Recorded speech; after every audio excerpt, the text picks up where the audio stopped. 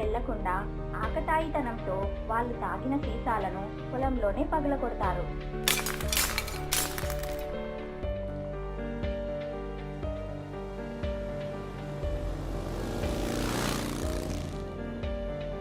కొద్ది రోజులకి వర్షాకాలం వస్తుంది. తొలకరి చినుకులు కూడా పడతాయి. రంగన్న, ఏమే సుమతి, వర్షాకాలం వచ్చింది, తొలకరి చినుకులు కూడా పడ్డాయి. నేను పొలంకి వెళ్ళి పొలం దున్నేసి వస్తాను. సరేనండి. రంగన్న పొలంకి బయలుదేరాడు.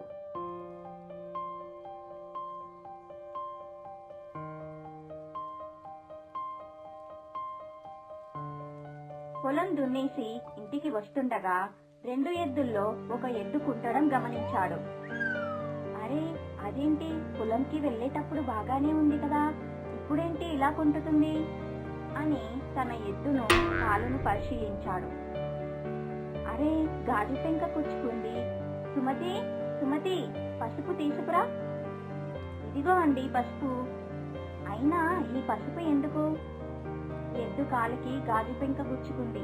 పాపం, నడవలేకపోతుంది సుమతి. పసుపు పెడితే త్వరగా తగ్గిపోతుంది అని